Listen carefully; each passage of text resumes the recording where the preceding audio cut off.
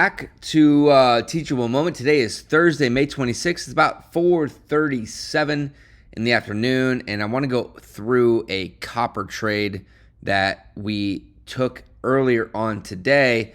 And one of the reasons why we didn't take the original copper trade that we actually had in the beginning of the morning. So those of you guys that follow Trading Price, one of the things that we always do is I put out a list of long and short trading opportunities. They're not official trader recommendations because I don't know how they're going to approach and I don't know how things like that are going to go. But I had this level here, a 5-minute level on copper. And then immediately after I posted that, and this was this morning about, 6 o'clock in the morning, I put out a bonus trade on copper and it looked like this.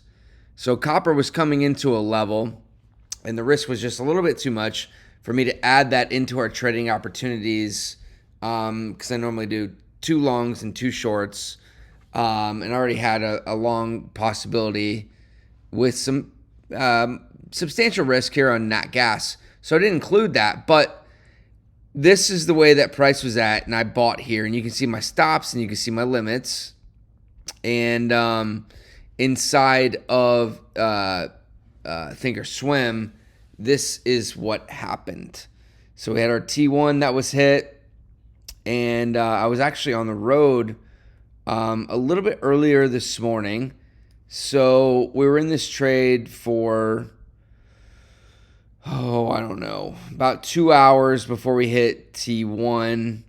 And then at 8 o'clock this morning, I was on the road, and we almost hit T2. You can see I have this line here. Original T2, and I got out kind of on this drawdown below these previous highs, and then price came down, and then price came up.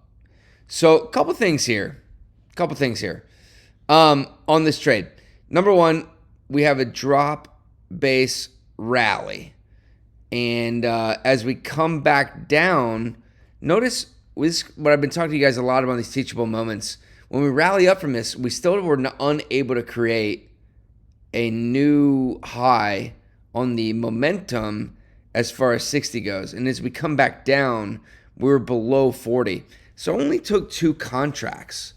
And this was a little bit of a higher risk for only 2 contracts with a so-so level. I think it was about an $800 risk here between the 2 contracts, about $412 a piece or something like that, which is why I took T1 where I took it, and which is why I exited out of T2 where I took that. So we followed all of our rules and all that's fine.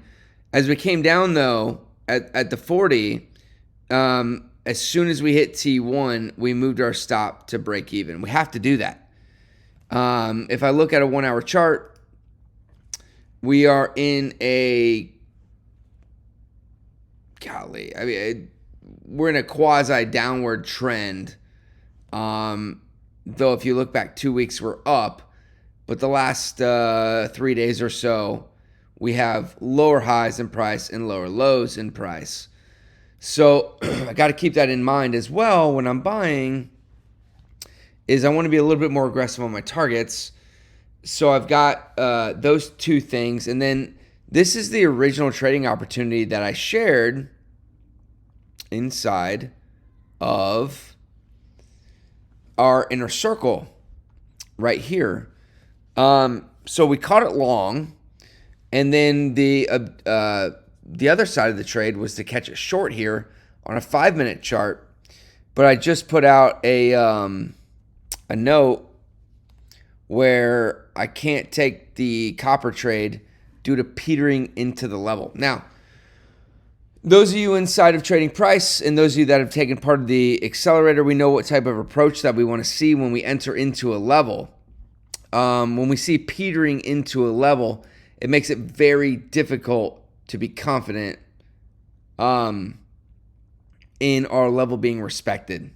So we called that trade off, and it looks again like A, it's definitely petering into the level, but B, look at the the RSI, the way that we're running into this, we're just bouncing off of 60.